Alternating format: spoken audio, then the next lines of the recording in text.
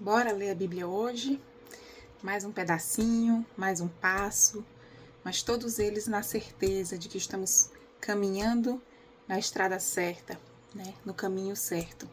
São passos firmes, passos que a gente tem dado na palavra de Deus. Que o Senhor nos abençoe, que o Senhor traga entendimento, que o Senhor afaste tudo que possa nos impedir de buscar na palavra dele sabedoria para continuar a nossa caminhada. Amém? E sem mais demora, vamos hoje ao capítulo 5 de Lucas.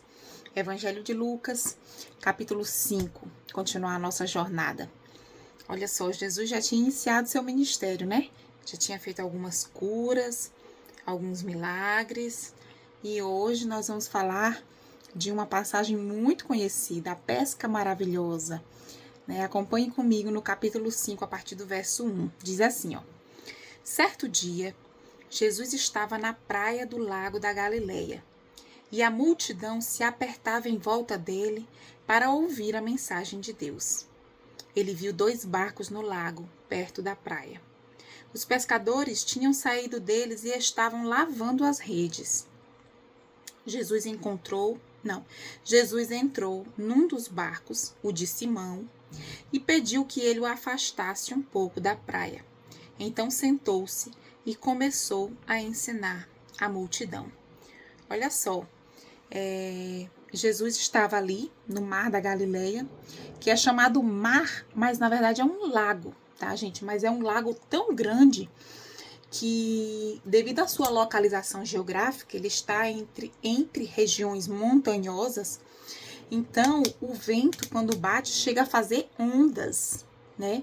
E lembrando que uma vez Jesus teve que acalmar a tempestade no mar da Galileia, né? Era nesse lago, né? Então, nós comumente chamamos de Mar da Galileia devido ao tamanho dele. É um lago tão grande que as pessoas chamavam de mar. Mas eu quero que você entenda que era um lago. E era um lago onde as pessoas utilizavam muito, né? Para pesca, para sobrevivência, para trabalho mesmo.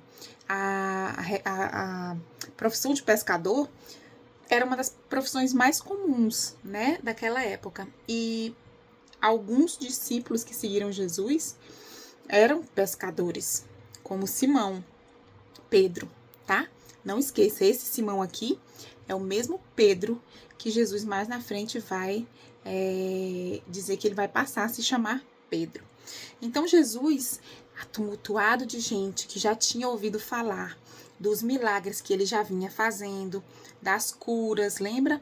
Ele curou a sogra de Pedro, ele expulsou demônios, né? Então, muitas pessoas vieram até Jesus. E eram tantas a ponto de abarrotar onde ele estava, né? E geralmente é assim mesmo. Onde as pessoas sabem que tem uma cura, onde as pessoas sabem que tem alguém predizendo o futuro, onde as pessoas sabem que alguém está dando certo, vai todo mundo. É o efeito manada, né? Geralmente você não vê uma igreja com um padrezinho simples ou um pastorzinho simples de bairro lotada. Mas eu já vi estádios, centro de convenções, lotado, para ouvir alguém que particularmente eu acho de uma credibilidade duvidosa para falar da palavra de Deus. Simplesmente pelo fato de alguém ter falado que deu certo. Alguém disse que conseguiu uma cura. Alguém atribuiu um milagre, né? E muitas vezes esse efeito manada, ele gera nas pessoas que estão ali apenas um desejo pelo que o outro pode me proporcionar. Não interessa o que essa pessoa pensa, o que essa pessoa fala. Eu não quero saber detalhes, eu quero receber a minha bênção. E eu acredito que a maioria dessas pessoas da época de Jesus pensava da mesma forma. Não interessa o que esse Jesus fala, não que interessa o que ele ensina. Eu sei que ele fala que a gente tem que se arrepender, que a gente tem que deixar o velho homem para trás e seguir uma nova vida, mas eu não quero saber disso. Eu quero a minha cura. Eu quero a minha bênção. E é geralmente isso que as pessoas fazem, que as pessoas têm lotado eventos, eu não digo encontros religiosos, eu chamo de eventos, né? Em busca de uma cura imediata, em busca de uma solução imediata. Jesus não veio trazer uma solução imediata, pelo contrário, ele disse que aquele que quiser segui-lo deve negar a si mesmo, ou seja, dizer não para o seu eu, pegar a sua cruz, não vai ser leve, não vai ser fácil, e segui-lo. E as pessoas não, as pessoas elas querem a bênção, nós queremos tudo muito fácil, né? E muitas das vezes a gente não quer dizer não para nós mesmos, nós não pegamos a nossa cruz e não seguimos a Cristo.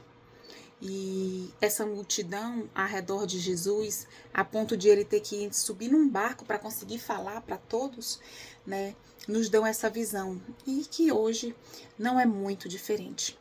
Por isso é que a própria palavra nos alerta contra falsos profetas, né?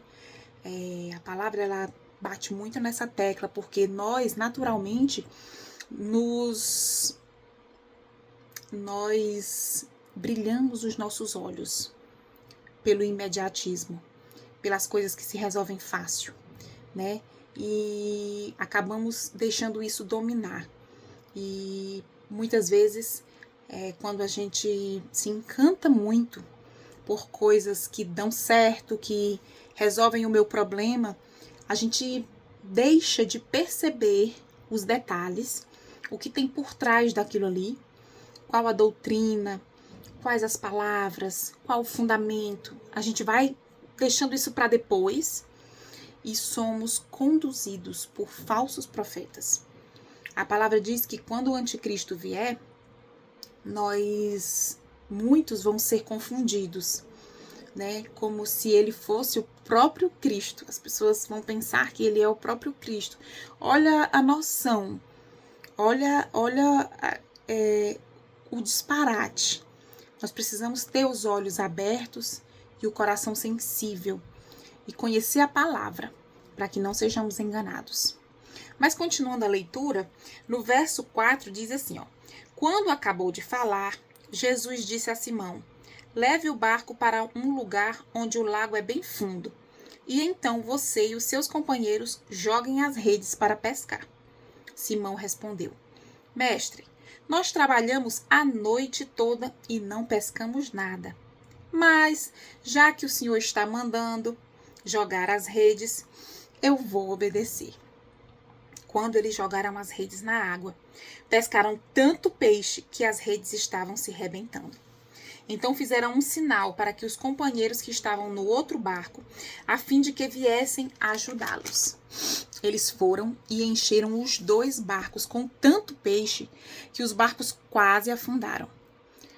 Olha só que interessante. O que mais me chama a atenção aqui é a declaração de Pedro, né? Pedro, ele era um homem muito enérgico, impulsivo, né? A Bíblia fala em vários episódios que ele era muito eufórico. Ele era aquele que vivia nos extremos, ou 8 ou 80. Sabe, aquele cara que nos dias de hoje seria uma ansiedade lá em cima.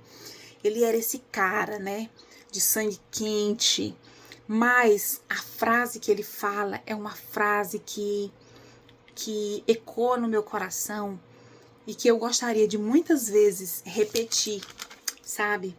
Mestre, nós trabalhamos a noite toda e não pescamos nada, mas já que o Senhor está mandando jogar as redes, eu vou obedecer. É lindo, porque o Senhor está mandando, eu vou obedecer. Eu não vejo solução, eu não vejo saída, mas eu vou obedecer. Eu não vejo onde isso vai me levar. Eu não vejo que bem isso pode trazer para mim. Pelo contrário, eu vou ter que sofrer, eu vou ter que caminhar em lugares difíceis, eu vou ter que suportar pessoas pesadas, eu vou ter que me sacrificar, mas eu vou obedecer. Essa é a realidade do cristão. Não questionar, mas obedecer. Eu não estou pedindo que você tenha uma fé cega. A nossa fé, o cristianismo, não é uma fé cega. Ela é uma fé de obediência.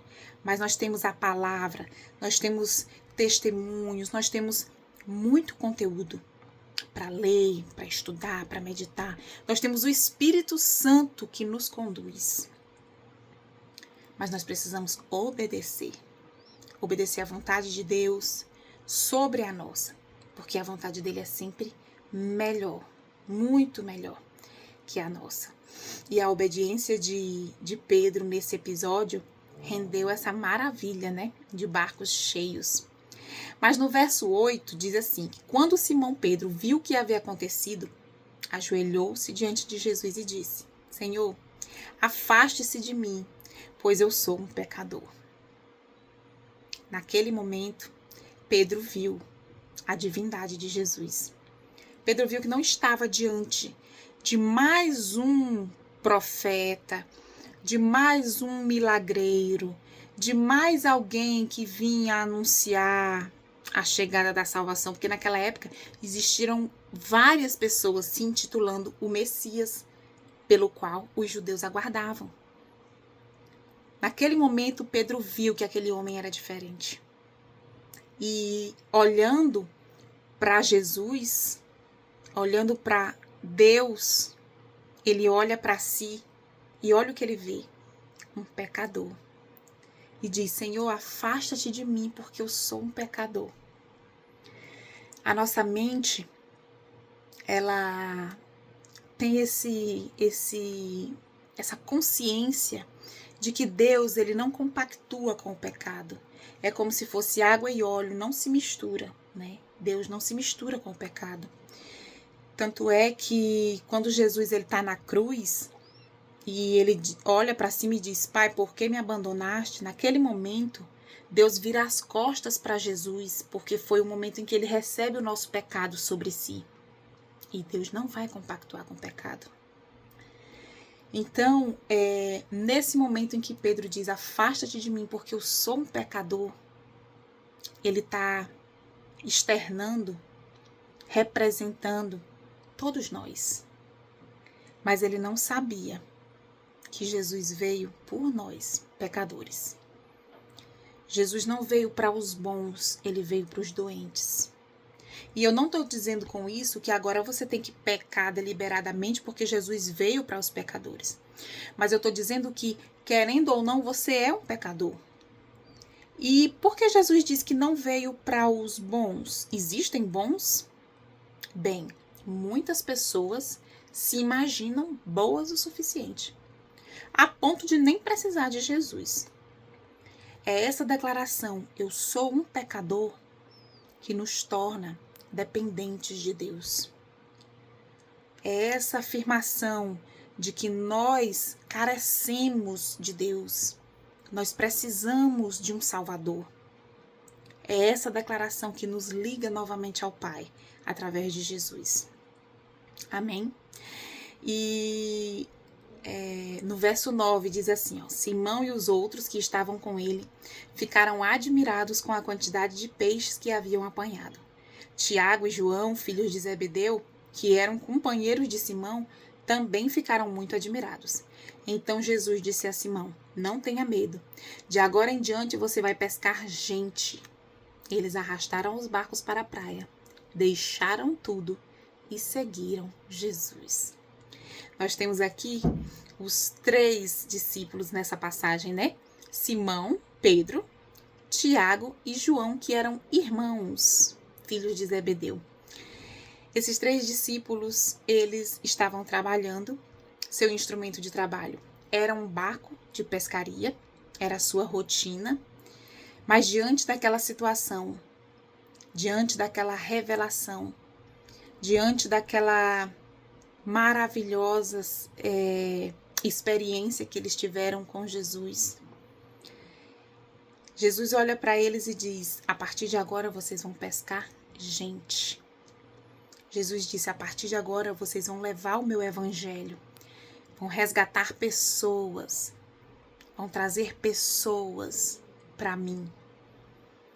Essa frase que Jesus disse para eles, Jesus também nos diz. Uma vez que nós fomos resgatados, a partir de agora nossa missão é resgatar outros, é falar do amor de Deus para outros, é falar da necessidade de arrependimento, de mudança de vida genuína, de busca pelo conhecimento de Deus, conhecimento da palavra. É isso que Deus espera e quer de nós. E para isso, a gente precisa deixar alguns barcos na praia. Eu não estou falando de trabalho, assim como para eles, o barco era um instrumento de trabalho. Porque muitas vezes Deus vai usar a gente no nosso trabalho. Desde que o seu trabalho seja lícito, desde que o seu trabalho esteja dentro dos padrões de ética e agrade a Deus, você pode muito bem ser usado no seu trabalho. Mas certamente você vai precisar deixar alguns barcos.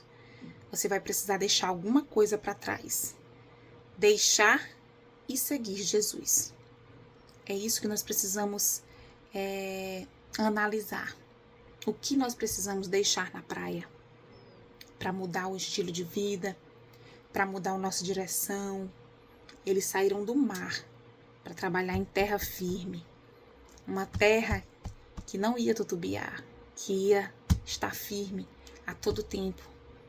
Não ia ser fácil, porém, eles estavam a partir de agora aprendendo com o Mestre. Nós também temos hoje acesso à palavra, temos acesso a todos os ensinos que Jesus deixou. E nós precisamos aprender a caminhar com o Mestre. Nós precisamos aprender a pescar gente. Todo tipo de gente. Gente que a gente ama, gente que a gente não ama, gente que a gente conhece, gente que a gente não conhece. Nós precisamos ser boca e instrumento de Deus todos os dias das nossas vidas. Que você reflita sobre isso hoje. Qual foi a grande pesca que Jesus trouxe para a sua vida? Se ele ainda não trouxe, se achegue mais a ele. Amém? Fica com Deus.